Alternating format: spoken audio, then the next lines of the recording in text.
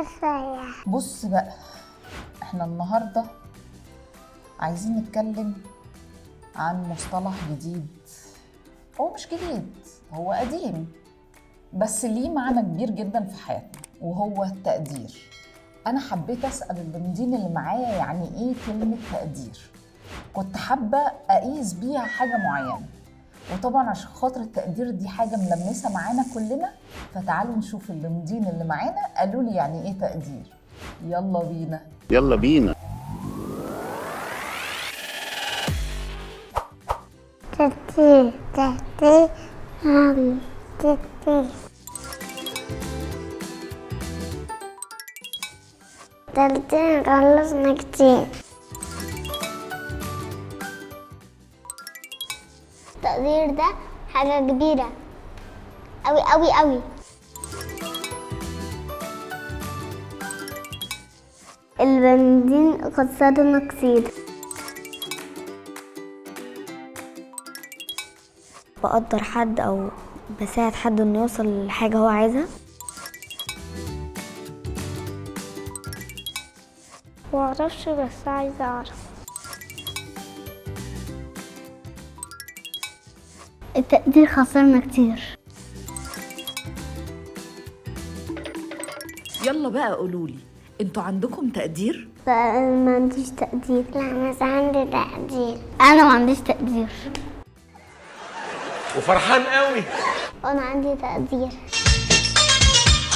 أفتكر ما عنديش. عندي تقدير. تقدير. هو فين مكان التقدير ده؟ تقدير هنا. التقدير في الغابة.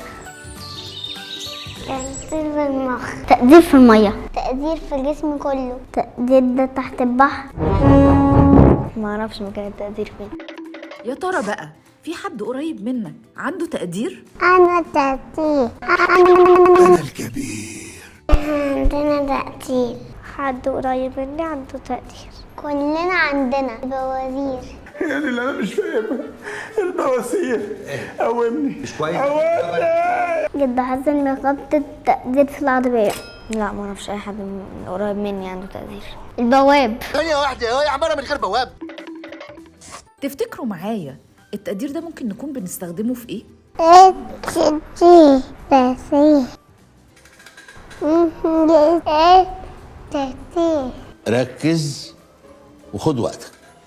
تقدير في الجسم كله. بابا هو خايف ينسى يجيب التقدير معاه.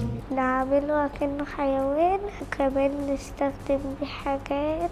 اعتقد في ان احنا نستخدم التقدير في ان احنا نشجع حد.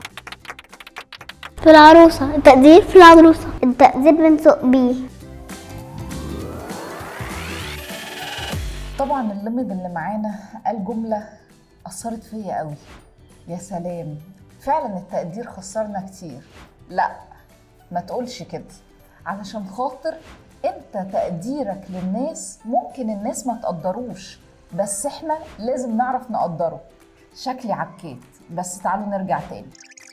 المهم، التقدير ده بقى عبارة عن ايه؟ التقدير ده بيرجع لتعاملات بيننا وبين بعضينا. لما حد يعمل معايا حاجة كويسة، المفروض ان انا احاول ان انا اردها له بشكرا، او اعمل معاه حاجة كويسة، او اجيب له هدية حلوة، لان هو ده التقدير الحقيقي. لكن لما انا اديله ظهري وامشي واكنه ما عملش معايا حاجة، اكيد هيزعل. يبقى هو كده ساعتها فقد ايه؟ فقد التقدير. لأن التقدير في حياتنا مهم جدا، لازم نقدر بعض، ولازم نبقى عارفين إزاي نحترم بعض، ونقول لأي حد شكرا على اللي هو يعمله. علشان خاطر شكرا هي تعتبر أقل نوع من أنواع التقدير، بس هو كبير جدا عند ربنا. فياريت كلنا نقدر نقدر بعض ونقول للبعض شكرا. شكرا على الكلمة الحلوة اللي بتتقال فتغير مودنا.